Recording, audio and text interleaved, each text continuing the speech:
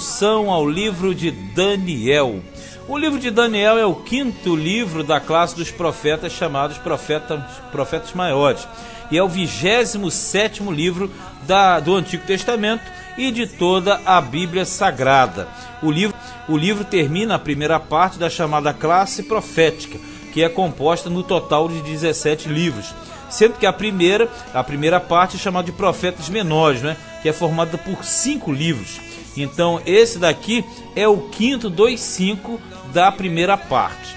O título Daniel é justamente em homenagem ao profeta Daniel, que além de autor, é o principal personagem de todo o livro, na verdade, né? Esse livro que na verdade é um livro muito interessante por textos apocalípticos. O nome Daniel é de origem hebraica, significa Deus é juiz, ou Deus é meu juiz, né? Deus é juiz ou Deus meu juiz, por aí. Este título expressa, na verdade, o tema do livro, que trata da soberania de Deus sobre todas as nações do mundo. O nome é apropriado para o livro e para o profeta, que recebeu do Senhor uma grande revelação acerca do domínio divino sobre todos os reinos, levantando e derrubando seus governantes, o que na verdade não existia até aquela época. O livro de Daniel, do profeta Daniel, apresenta o Senhor como soberano de toda a história, de todo o mundo. E ele faz isso abrangendo vários sentidos, históricos, proféticos, etc. O autor do livro, você já sabe, é o próprio Daniel, profeta do Senhor. Ele foi um profeta centralizado na Babilônia, particularmente na corte de Nabucodonosor, durante o cativeiro do seu povo, que era o povo de Judá, no caso, o povo de Deus. Profetizou ele durante a escravidão do seu povo, trazendo revelações esclarecedoras a respeito do domínio amplo do Senhor sobre todos os povos e nações do mundo.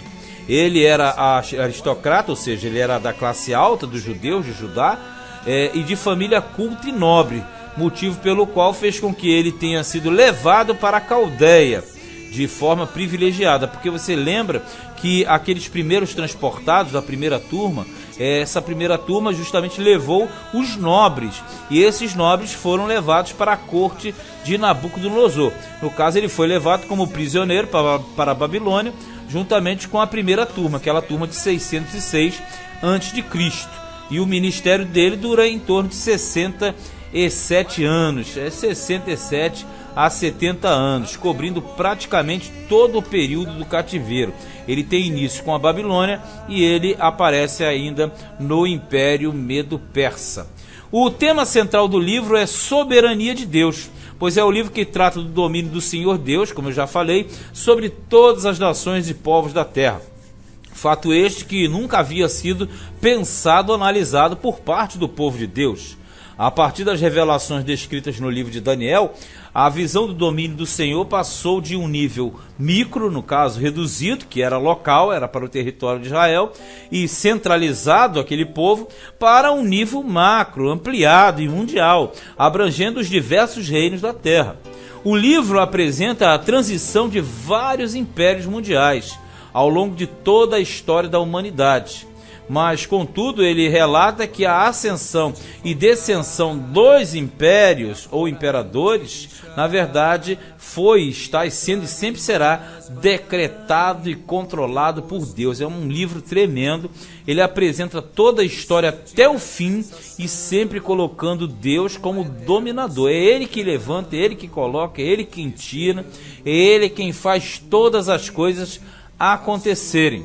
Informações gerais do livro. O destino do livro. O livro foi escrito para que os judeus, no caso, compreendessem que os reinos pertencem a Deus. Por que os judeus? Porque Israel, na verdade, já estava espalhado. Só a tribo de Judá permanecia ligada a essas informações. Lugar. Os fatos aconteceram na Babilônia, na corte onde Daniel sempre esteve presente. Passavam os imperadores, os reinos, mas Daniel sempre estava ali. Data aproximada, cerca de 535 a.C. Nós não sabemos a época que Daniel morreu, mas mais ou menos 535 é o fechamento do livro. A abreviatura do livro é um D maiúsculo e um N minúsculo, então fica DN, no caso é a abreviatura de Daniel. Ordem numérica. O livro ocupa o número 27 da Bíblia. Então, no caso, é o 27/66. 27 de 66. Capítulos. O livro possui 12 capítulos. 12 capítulos em sua extensão. Objetivos. Primeiro lugar, dar a certeza para os exilados de que o cativeiro seria de 70 anos, porque Daniel reinterpretou as escrituras de Jeremias.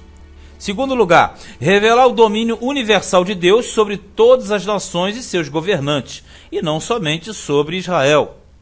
Terceiro lugar, anunciar o reino futuro do Messias que esmagará a todos os reinos do mundo. Aí é aquela visão da estátua, né?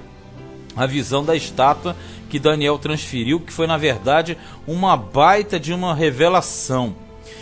Conteúdo. No caso, esse livro apresenta o registro do ministério de Daniel como profeta de Deus, junto aos judeus que estavam no cativeiro. Você já sabe, né? Cativeiro da Babilônia.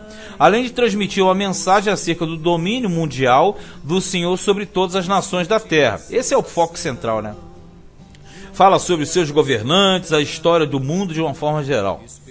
A narrativa de Daniel, ela descreve um contexto histórico vinculado à Babilônia, durante o período do cativeiro de Judá, que teve a duração de 70 anos. O livro também descreve uma série de mudanças dos impérios mundiais, assim como o surgimento de vários imperadores do mundo.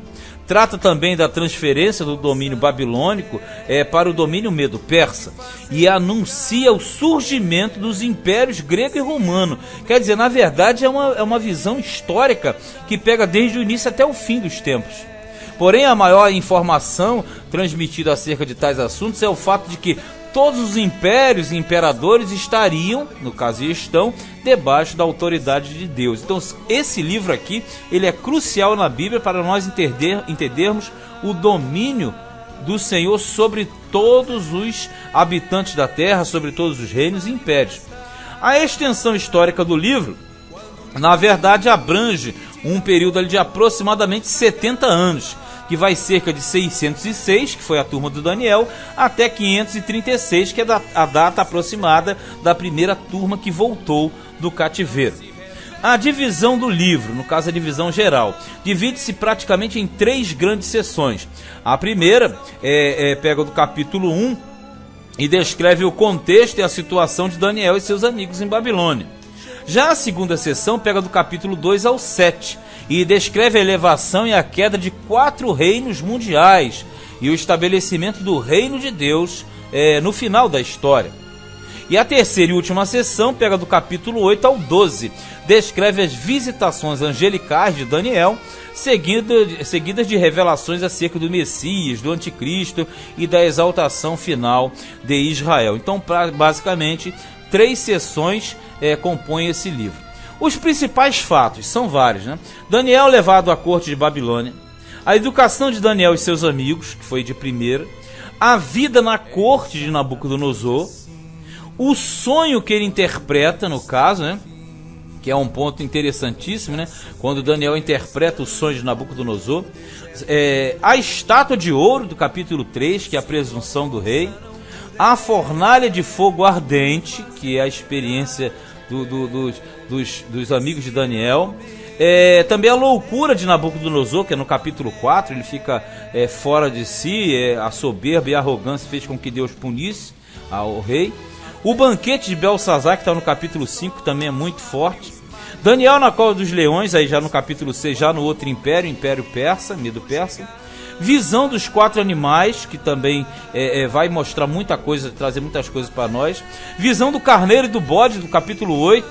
As 70 semanas de Daniel, que foi uma reinterpretação da profecia do profeta Jeremias. O anjo que aparece a Daniel em várias situações, né? A divisão do Império Grego. Últimos tempos e as palavras seladas. Enfim, muitos fatos importantes neste livro, de 12 capítulos muito importantes. Principais personagens, você tem o rei Joaquim, que fala justamente no transporte de Daniel. Rei Nabucodonosor, que é o dominador principal de Babilônia. Depois Belsazar, que foi o último dominador, entre aspas aí, porque ele era na verdade um corregente do Império Babilônico. Dario, que aparece como dominador em cima de Belsazar, sendo que Ciro, que era o imperador geral, no caso, Ciro o Grande. O próprio Daniel não pode ficar fora, Ananias, Misael e Azarias, que foram os amigos de Daniel, também aparecem no livro, os mesmos da fornalha. E o personagem central não pode ser outro, é o próprio Daniel, que ele está em todo o livro, responsável pela visão profética acerca do domínio mundial do Senhor, sem contar várias informações que formam este livro, né? Tipos velados de Cristo, quer dizer, aquilo que acontece dentro do livro que simboliza, na verdade, Jesus. Primeiro, a pedra que esmaga os reinos, lá no capítulo 2:34. Essa aí aponta para Jesus como a pedra fundamental e o domínio na terra. O Filho do Homem, que aparece no capítulo 7:13-14, que aponta para Jesus como aquele que vem sobre as nuvens. Terceiro, na verdade, o Messias, que aponta também para Jesus como ungido, isso no capítulo 9, versos 25-26 e por aí vai. Temos também o nome alegórico do livro, você sabe que é aquele nome que exemplifica a totalidade do livro.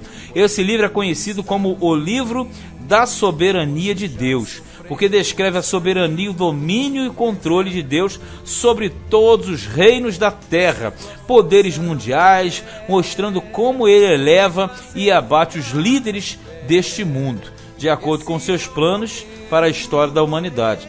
O domínio mundial do Senhor sobre as nações derruba a teoria de que o diabo tem domínio sobre todas as coisas. Não tem, né, na verdade, né?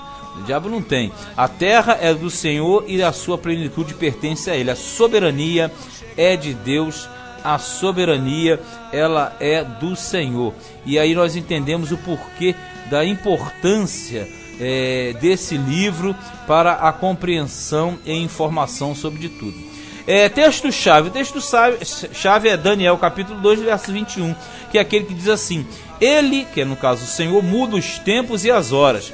Ele remove os reis e estabelece os reis.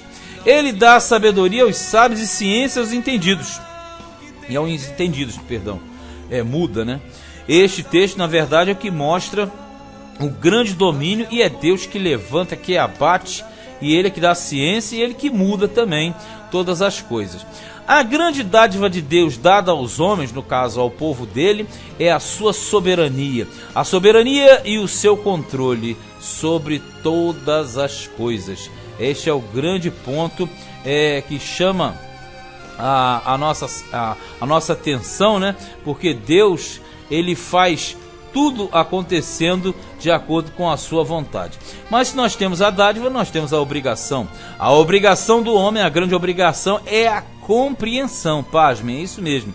A compreensão significa o quê? Que Deus quer que o seu povo compreenda os seus desígnios através da sua palavra revelada, o que geralmente não acontece. Então, o livro de Daniel é esse livro objetivo que nós vamos estudar agora, nós vamos passar a entender e compreender. Esta foi a introdução ao livro de Daniel.